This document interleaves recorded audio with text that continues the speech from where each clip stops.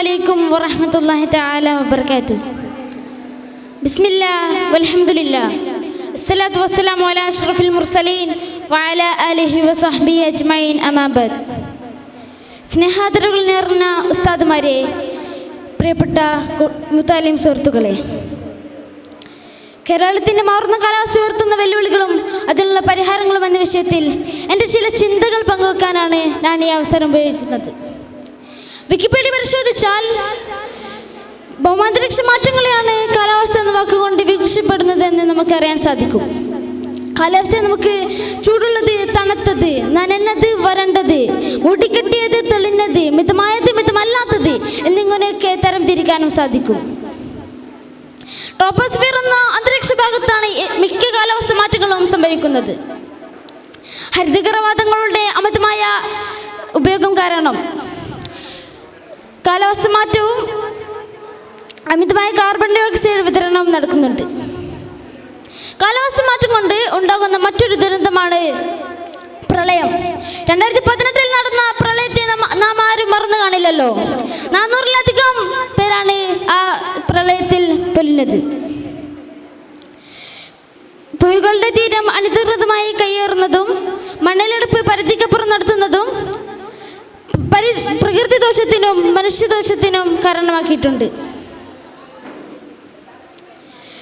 പെട്ടെന്നുണ്ടാവുന്ന ഉരുൾപൊട്ടലാണ് കാലാവസ്ഥ മാറ്റം കൊണ്ടുണ്ടാകുന്ന മറ്റൊരു വെല്ലുവിളി. ഈ അടുത്ത് വയനാട് മുണ്ടക്കയിൽ നടന്ന ഉരുൾപൊട്ടൽ നാം ആരും മറന്നു കാണുന്നില്ലല്ലോ. 400-ലധികം പേരാണ് ആ ഉരുൾപൊട്ടലിൽ പൊലിഞ്ഞത്. ഇനിയും എത്ര ജീവനുകൾ ആ മണ്ണിനടിയിൽ കിടക്കുന്നുണ്ടെന്ന് നമുക്ക് യാതൊരു കണക്കും പറയാനാവില്ല. നാം കൂടുതൽ വഹിക്കേണ്ട മറ്റൊരു വെല്ലുവിളിയാണ് വരൾച്ച. വരണ്ട ഭൂമിയിൽ കൂടുതലായി കാണപ്പെടുന്ന പക്ഷിജന്തുക്കൾ കേരളത്തിൽ ക്രമാതീതമായി കാണപ്പെടുന്നുണ്ട്. ഇത് കേരള ഒരു വൻ വരൾച്ച നേരിടാൻ പോകുന്നു എന്നുള്ളതിൻ്റെ സൂചനയാണ്. മാലദ്വീപ് കടലിനടിയിലെ നിയമസഭാ കൂടലും അങ്ങ് മൗണ്ട് എവറസ്റ്റിന് മുകളിലെ നിയമസഭാ ചേരലും കാലാവസ്ഥ മാറ്റം കൊണ്ടുണ്ടാകുന്ന വെല്ലുവിളികളുടെ പരിഹാരത്തിന് നമ്മളെ പ്രചോദിപ്പിക്കേണ്ടതാണ്. കേരളത്തിൽ 44 നദികളാണുള്ളത്. അതിൽ 41 അറേബ്യൻ സീയിലേക്കാണ് പോകുന്നത്. ഈ ഒരു സവിശേഷത അതിൻ്റെ സ്വാഭാവികതയിൽ തന്നെ സംരക്ഷിക്കപ്പെടേണ്ടതാണ്.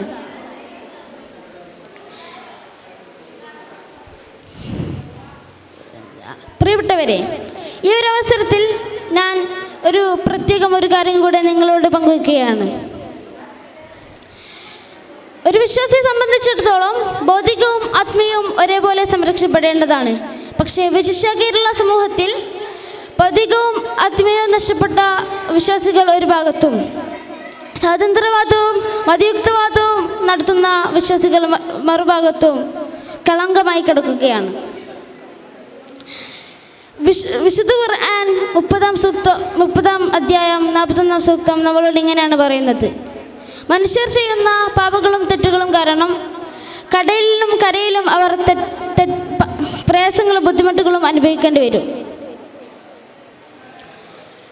ഞാനും നിങ്ങളും അലക്ഷ്യമായി കളയുന്ന ഒരു മിഠായി കടലാസ് പോലും വരുത്തിവെക്കുന്ന ദുരന്തത്തിൻ്റെ വ്യാപ്തി ഒന്ന് ആലോചിച്ച് നോക്കൂ.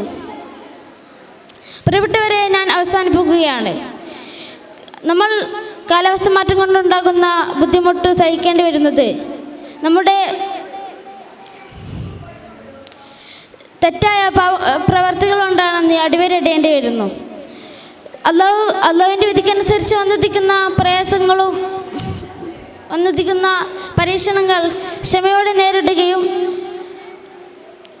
അതിനോടൊപ്പം അതേസമയം അധികം ആത്മീയമായ പ്രവർത്തനങ്ങളിൽ ഏർപ്പെടുകയും ചെയ്യുക എന്നതാണ് ഒരു വിശ്വാസിയെ സംബന്ധിച്ചിടത്തോളം നാം നിർബന്ധമായും ചെയ്യേണ്ടത്. ഈ ഒരു ദൗത്യത്തിൽ നമുക്ക് എല്ലാവർക്കും ഒരുമിച്ച് മുന്നേറാൻ നാഥൻ തൗഫീഖ് നൽകാൻ അനുഗ്രഹിക്കുമാറാകട്ടെ എന്ന് പ്രാർത്ഥിച്ചുകൊണ്ട് ഞാൻ നിർത്തുകയാണ്. വാഹിർ ദഅ്വാനാ അൽഹംദുലില്ലാഹി റബ്ബിൽ ആലമീൻ. അസ്സലാമു അലൈക്കും.